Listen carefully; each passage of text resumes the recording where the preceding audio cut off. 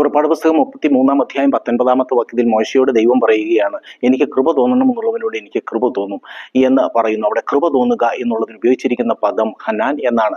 ഹനാൻ എന്ന വാക്ക് കൃപ തോന്നുക എന്നുള്ള രീതിയിൽ ഉപയോഗിച്ചിരിക്കുന്നെങ്കിലും ഹനാൻ എന്ന് പറയുന്ന എബ്രായ പദത്തിന്റെ ശരിക്കുള്ള അർത്ഥം എന്ന് പറയുന്നത് ടു ബെൻഡ് ഡൗൺ ഫോർവേഡ്, മുമ്പോട്ട് കുനിഞ്ഞു വരിക, താഴെ കിടക്കുന്ന എന്തിൻ്റെയോ ദുരവസ്ഥ കണ്ടിട്ട് അതിനെ തനിക്ക് ഇഷ്ടമുള്ളിടത്തേക്ക് ഉയർത്തിക്കൊണ്ടുവരുവാൻ, സ്റ്റൂപ്പ് ഡൗൺ, കുനിഞ്ഞു വരിക എന്നാണ് ഹനാൻ എന്ന് പറയുന്ന എബ്രായ പദത്തിന്റെ അക്ഷരാർത്ഥത്തിലുള്ള അർത്ഥം എന്ന് പറയുന്നത്.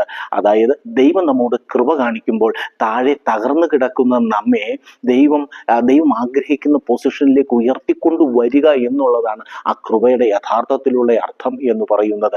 ഇത് ഏറ്റവും നന്നായി കാണുന്നത് ഏറ്റവും നന്നായി കാണുന്നതിൽ ഒരു ഉദാഹരണം യോഹന്നാന്റെ സുവിശേഷം 8-ാം അധ്യായത്തിൽ ആ വ്യഭിചാരകർമ്മത്തിൽ പിടിക്കപ്പെട്ട സ്ത്രീയുടെ അടുക്കലേക്ക്, ആ സ്ത്രീയെ യേശുവിന്റെ അടുക്കലേക്ക് കൊണ്ടുവരുമ്പോൾ യേശു അവരുടെ മുമ്പാകെ മുന്നോട്ട് കുനിഞ്ഞ് നിലത്തെഴുതിക്കൊണ്ടിരുന്നു എന്നാണ്. ആ യേശു കുനിഞ്ഞു വന്നതാണ് അവളുടെ ജീവിതത്തിന്റെ ഏറ്റവും വലിയ രക്ഷയുടെ കാരണം. അവൻ ആ കുനിഞ്ഞു വന്ന് നിലത്ത് എഴുതിക്കൊണ്ടിരുന്നു.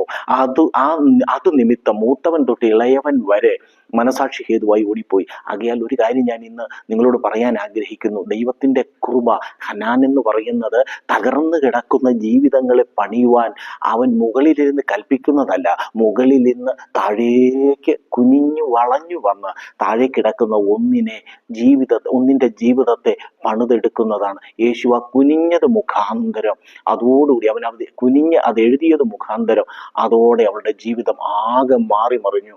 അവളോട് കർത്താവ് പറയുക, പോക, ഇനി പാപം ചെയ്യരുത്, നിന്റെ ജീവിതം ആകെ രൂപാന്തരപ്പെട്ടിരിക്കുന്നു. തകർന്നു കിടന്ന് തരിപ്പണമായി പോയ, ജീവിതത്തിൽ ഒരിക്കലും പ്രത്യാശയില്ലാതിരുന്ന ആ സ്ത്രീയുടെ ജീവിതത്തെ രക്ഷിക്കുവാൻ കർത്താവ് മുമ്പോട്ട് ആഞ്ഞില്ലേ, അതാണ് ഹനാൻ. അതിനെയാണ് ദൈവത്തിന്റെ കൃപ എന്ന് പറയുന്നത്.